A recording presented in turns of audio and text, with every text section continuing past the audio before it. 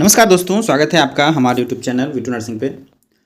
दोस्तों आज एक बीटीएससी की तरफ से एक नोटिस जारी किया गया है और ये नोटिस जो है टीसीएस को लिखा गया है, यानी कि टाटा कंसल्टेंसी सर्विसेज, जो कि आप जानते हैं जो टीसीएस है वो भारत का टॉप मोस्ट एक संस्था है जो कि कॉम्पिटिटिव एग्ज़ाम को कंडक्ट करती है।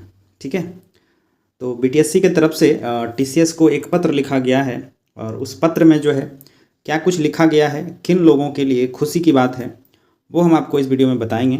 नर्सिंग वालों को थोड़ा सा निराशा तो होगा ज़रूर, क्योंकि नर्सिंग वाले बहुत दिनों से इंतज़ार कर रहे हैं और उससे भी अधिक दिनों से इंतज़ार कर रहे हैं आपका पैरामेडिकल के लोग। पैरामेडिकल का आपको पता होगा पिछले साल भी एप्लीकेशन फॉर्म लेने के बाद भी भर्ती को कैंसिल कर दिया गया था और उसी पैरामेडिकल के जितने भी पोस्ट हैं जिसमें फार्मासिस्ट, एक्सरे, ईसीजी, ड्रेसर वगैरह का जो सीट है उसे अब टीसीएस के माध्यम से नए नियमावली के अनुसार उनको अब भरे जाने हैं। ठीक है, इसी क्रम में बीटीएससी के द्वारा जो है स्वास्थ्य विभाग की याचना के अनुसार, नियमावली के अनुसार जो है एक विज्ञापन तैयार किया जाएगा और उस विज्ञापन को फिर पब्लिक डोमेन में यानी कि ऑनलाइन आवेदन के लिए निकाला जाएगा। तो क्या कुछ उस पत्र में लिखा हुआ है वो हम आपको इस वीडियो में बताने का प्रयास करेंगे। और सबसे अच्छी खुशी की बात यह है कि आप लोग एक चीज़ के लिए आश्वस्त हो जाएं कि टीसीएस आपका एग्ज़ाम जो है करवाने जा रही है। टीसीएस अगर पैरामेडिकल का करवाएगी तो मान के चलो कि आप स्टाफ नर्स ग्रेड ए का जो कॉम्पिटिटिव एग्ज़ाम होगा, या बिहार में ऑलमोस्ट हमको लग रहा है कि जो भी स्वास्थ्य विभाग के द्वारा जो वैकेंसीज आएगी, चाहे वो एएनएम का हो या जीएनएम का हो, तो वो उनका जो एग्ज़ाम है वो टीसीएस के थ्रू ही होना चाहिए। टीसीएस का जो रिकॉर्ड है बहुत कम मात्रा में इसमें जो है धांधली की खबरें आती है। अब धांधली की बात है कि अभी बिहार में जितने सारे एग्ज़ाम होते हैं, ठीक है, उसमें तो कहीं ना कहीं कुछ ना कुछ ज़रूर सुनने को मिलता है कि भ्रष्टाचार हुआ है। लेकिन टीसीएस के केस में थोड़ा सा सेफ़ है, हम इसको 100% सेफ़ तो नहीं कह सकते हैं, लेकिन कुछ हद तक जो है टीसीएस का जो सर्वर है, टीसीएस का जो मेथड है एग्ज़ाम करवाने का, वो थोड़ा सा सेफ़ है। ठीक है, कंपैरिजन देन अदर जो कंपनीज़ हैं। तो हम बीटीएससी का वो पत्र आपको दिखाते हैं जिसमें बीटीएससी के द्वारा उनको पत्र भेजा गया है और उस पत्र में क्या कुछ लिखा हुआ है आप यहाँ पे देख लीजिएगा। उसमें और क्या कुछ खास बातें हैं हम आपको समझाने का एक बार प्रयास करेंगे। ठीक है, आप यहाँ पे देख सकते हैं ये लेटर जो है 28/1/2025 यानी कि आज का ही है, जिसमें बीटीएससी के लेटर हेड पे यहाँ पे आप देखिएगा संयुक्त सचिव के द्वारा project manager Tata consultancy service limited Patna, यानी टीसीएस का जो हेड है बिहार ब्रांच का, उनको ये पत्र जो है लिखा गया है। और इस पत्र में उन्होंने कहा है कि स्वास्थ्य विभाग में जो टोटल 22 विज्ञापन में 17,076 पदों पे नियुक्ति करना है और उस नियुक्ति के लिए जो ऑनलाइन आवेदन का जो फॉर्म तैयार होता है वो सॉफ्टवेयर के माध्यम से आप लोग को तैयार करना है, यानी कि टीसीएस को तैयार करना है। हर एक पोस्ट का अलग अलग पोस्ट का अलग अलग नियमावली है और उस नियमावली के तहत जो है उसको एक ऑनलाइन सॉफ्टवेयर तैयार करना है जिस पे स्टूडेंट जो है अपना आवेदन को डाल सकता है। ठीक है, अब यहाँ पे देखिए क्या लिखा है, ऑनलाइन आवेदन फॉर्म का सॉफ्टवेयर तैयार करने के संबंध में, यानी कि ये कंफर्म है कि आप लोगों का जो विज्ञापन है, आप लोगों का जो एग्ज़ाम है वो सब टीसीएस करवाएगी। ठीक है, तो ये एक अच्छी बात है कि टीसीएस करवा रही है, तो थोड़ा सा ठीक ही होगा मिला जुला के। ठीक है, अब आगे यहाँ पे देखिए क्या कुछ है। महाशय, उपयुक्त विषयक आयोग कार्यालय के माध्यम से स्वास्थ्य विभाग के अंतर्गत 22 विज्ञापनों में निम्नांकित संलग्न सूची के अनुसार कुल 17,076 पदों पे नियुक्ति होनी है। ठीक है, और अलग अलग 22 तरह के विज्ञापन जो है उसको बनाने हैं, यानी कि 22 तरह का पदों पे इसको वैकेंसी लेना है। तो उसके लिए जो है ऑनलाइन आवेदन का सॉफ्टवेयर तैयार किया जाएगा। एक तो तय है कि अगर टीसीएस आपका ऑर्गेनाइज हो रहा है तो आपका जो एग्ज़ाम होगा वो सीबीटी होगा। ठीक है, यानी कि कंप्यूटर बेस्ड टेस्ट के अनुसार ही आपका एग्ज़ाम होने की संभावना क्या कन्फर्म मान लो कि सीबीटी के द्वारा ही होगा। ठीक है, अब यहाँ पे आप देख सकते हैं सारे क्रम में आपको पद का नाम, यहाँ पे पदों की कितनी संख्या है और इन्होंने टीसीएस को सिलेबस के लिए और आईआरडी फॉर्म सब कुछ कब भेज दिया गया है और विज्ञापन प्रारूप जो होता है वो टीसीएस को कब भेजा गया है। यहाँ पे आप देख लीजिए ये सारे हैं।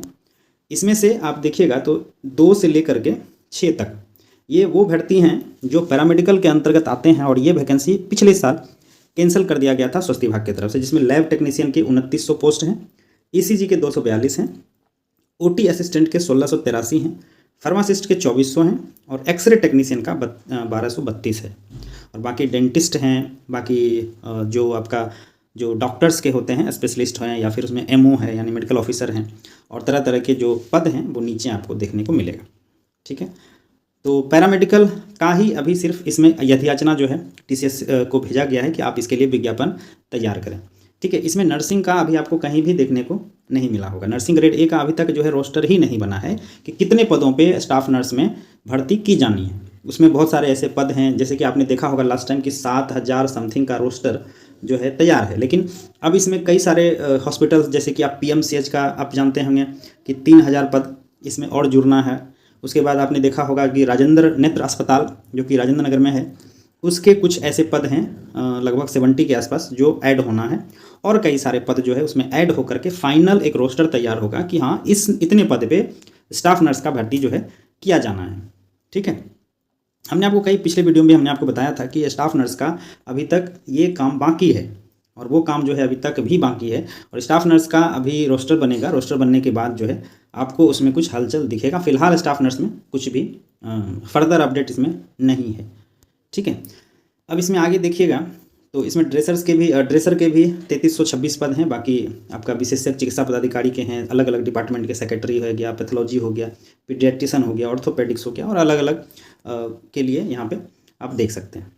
ठीक है, उसके बाद यहाँ पर क्या विदित हो कि अधियाची विभाग एवं विद्यार्थियों के स्तर से उपरोक्त पदों से संबंधित विज्ञापन प्रकाशित करने के बिंदु पर आयोग कार्यालय को भारी दबाव दिया जा रहा है। यानी कि लगातार जो है पैरामेडिकल के स्टूडेंट, नर्सिंग के स्टूडेंट बीटीएससी ऑफिस के ऊपर जाकर के धरना प्रदर्शन करते हैं। तो ये बहुत ही अच्छी बात है, और उसी का जो परिणाम है अभी आपको इसमें देखने को मिल रहा है। हालांकि देखिए ये सब जो लेटर है ना ये ऑफिशियल है, लेकिन इनको पब्लिक करने का एक ही मतलब होता है ताकि जो विद्यार्थी आंदोलन के लिए सोच रहे हैं वो थोड़ा सा शांत हो जाएं।